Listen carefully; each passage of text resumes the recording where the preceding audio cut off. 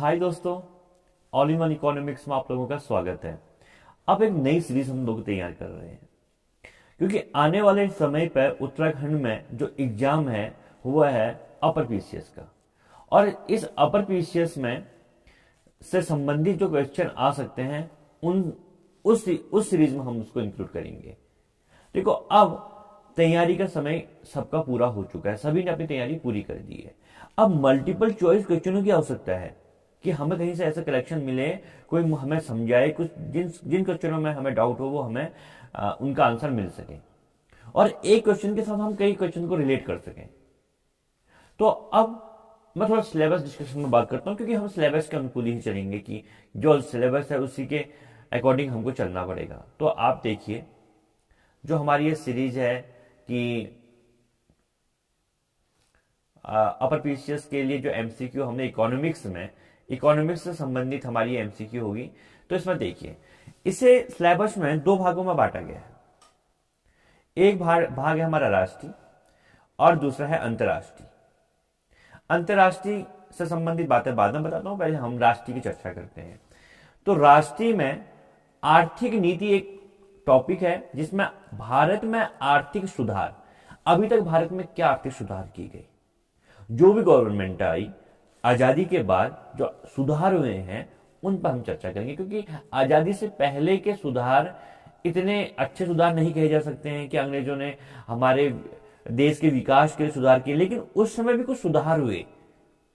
उनका कारण कुछ अलग हो सकता है, जैसे कि रेल आई, रीजन अलग था लेकिन सुधार तो था। तो उन सुधारों पर भी बात करेंगे। और जो वर्तमान में योजनाएं आ रही हैं, हर पंचवर्षीय योजना आई, नीति आयोग आया, कितने योजनाएं बनी, वर्तमान में भी योजनाएं बन रही, उन सभी योजनाओं में हम बात करेंगे। उदारीकरण,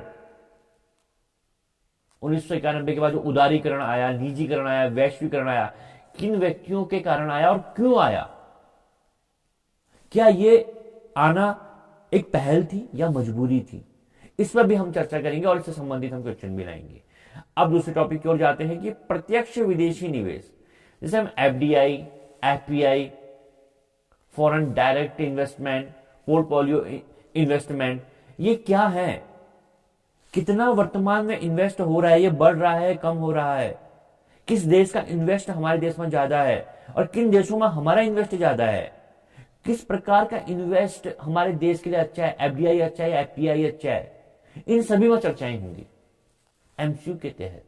एमसीक्यू हम जाएंगे उसी के तहत।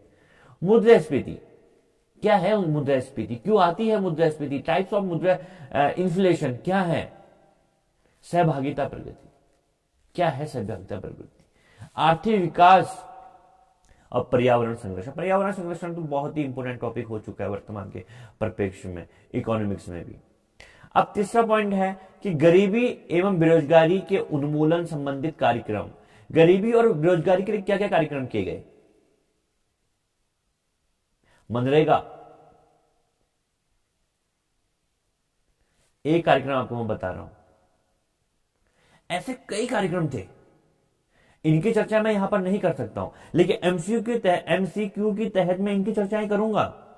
किस कार्यक्रम को किस कार्यक्रम में जोड़ा गया और उसको जोड़ने की आवश्यकताएं क्या थी, इतने सारे कार्यक्रम को एक क्यों बनाया गया, सब पे बात होगी। मानव विकास सूचकांक एसडीआई, क्या हमारी रैंकिंग है, बढ़ रही है, घट रही है। फोर्थ, जनगणना एवं भारत की जनसंख्या की मुख्य विशेषताएं, क्या है भारत की मुख्य विशेषताएं, जनगणना दर क्या है, वृद्धि दर क्या है, किस देश में क्या जनसंख्या है, यह भी विशेषताओं के अंदर आएगा। आर्थिक विकास और जनसंख्या, नगरीकरण से संबंधित, नगरीकृत जनसंख्या क्या है, शहरी ग्रामीण जनसंख्या क्या है, शहर में महिलाएं ज्यादा काम करती हैं या ग्रामीण क्षेत्रों में महिलाएं ज्यादा काम करती हैं, किस क्षेत्र की महिलाओं को रोजगार ज्यादा मिलता है, शहरी या ग्रामीण, किस किस किस प्राथमिक द्वितीयक तृतीयक जो क्षेत्र हैं, इन तीनों क्षेत्रों में किनकी भागीदारी ज्यादा है, महिलाओं की भागीदारी प्राथमिक क्षेत्र में, ग्रामीण में ज्यादा है या शहरी में ज्यादा है, कितने क्वेश्चन निकलते हैं, इन सब क्वेश्चनों पर चर्चा की जाएगी। फिर उसके बाद आते हैं हम केंद्रीय बजट। केंद्रीय बजट की मुख्य विशेषताएं, बजट क्या है, इस वर्ष का बजट क्या था, पिछले वर्ष का बजट क्या है, आने वाले वर्ष का बजट क्या है। एक तो बजट के बारे में आपको पता होना चाहिए, और ये करंट का भी सवाल है, करंट में जो इस वर्ष का बजट आया उसमें क्या बात की गई, यह आपको आर्थिक समीक्षा पर बात की जाएगी, आर्थिक समीक्षा भी इसी के अंदर आएगी। छठा, भारत की अर्थव्यवस्था की मुख्य विशेषताएं क्या है, जो भारत की अर्थव्यवस्था है उसकी विशेषताएं क्या है। सेवा क्षेत्र, प्राथमिक क्षेत्र और द्वितीय क्षेत्र, इनकी विशेषताएं क्या है। और भारत की जो अर्थव्यवस्था है, हमारी भी अर्थव्यवस्था है, पूंजीवादी है, मिश्रित है, ये सामंतवादी है, मिश्रित अर्थव्यवस्था है, तो क्या विशेषता है मिश्रित अर्थव्यवस्था की, इन पर चर्चा की जाएगी। सातवां, भारत के प्राकृतिक और ऊर्जा संसाधन, व्यापार, वैश्विक क्षेत्र, वाणिज्य, उद्योग, योजना एवं परियोजनाएं, आर्थिक विकास की दशाएं, इन सब पर चर्चाएं होंगी। अब कर सुधार, हर कर में किस प्रकार से सुधार हो रहे हैं। वैट था, जीएसटी है, वैट है, क्यों परिवर्तित हुए, मोड वैट है, सर्विस टैक्स है, क्यों परिवर्तित हो रहे हैं, क्या है वर्तमान में टैक्स स्लैब की दरें क्या है, किस वर्ष से टैक्स स्लैब की दरें चेंज हुई। बैंकिंग व्यवसाय पर बात की जाएगी। छठा, नौवां, योजनागत विकास क्या है। 10वां, राष्ट्रीय विकास परिषद, इससे तो 100% क्वेश्चन आएगा। राष्ट्रीय आय, यहीं से हम स्टार्टिंग करेंगे अपने एमसीक्यू की। बहुत ही इंपॉर्टेंट क्वेश्चन है, समझने योग्य भी है, और यहां से हर वर्ष क्वेश्चन आते हैं। 12, भारतीय कृषि उत्पादकता, पशुधन, अभी वर्तमान में क्वेश्चन आया था लेक्चरर में कि पशु गणना कब कंडक्ट की गई। हरित क्रांति, खाद्य सुरक्षा, खाद्य मूल्य, बफर स्टॉक, कृषि नीति, कृषि बीज बीमा योजना। 13वां, भारतीय वित्त, पूंजी, मुद्रा, पूंजी, प्रतिभूति बाजार, गिल्ट एज मार्केट, इन सब पर बात की जाएगी।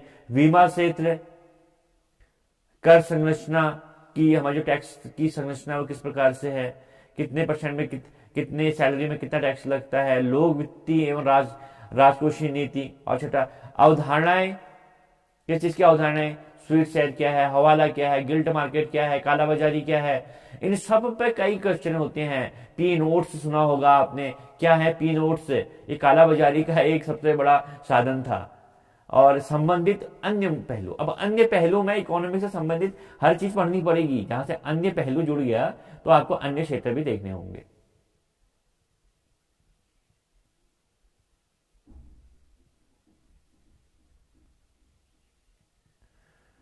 अब बात करते हैं किसमें, अंतरराष्ट्रीय स्तर जो है कि जो हमारा विश्व व्यापार संगठन है WTO, अंतरराष्ट्रीय पुनर्निर्माण विकास परिषद, बैंक ARBD और IMF, वर्ल्ड बैंक, दक्षिण एशियाई क्षेत्रीय सहयोग, शार्क, आसियान, सप्टा, ब्रिक्स, ओपेक, और पूंजी एवं अंतरराष्ट्रीय प्रभाव, मानव विकास संस्थान, प्रौद्योगिकी और भाषी, फेमा, पीएमला, इन सब बात नहीं। फिर अब चौथा पॉइंट एक और है कि विश्व मानव विकास सूचकांक, परिभाषित शब्दावली और संबंधित अन्य पहलू।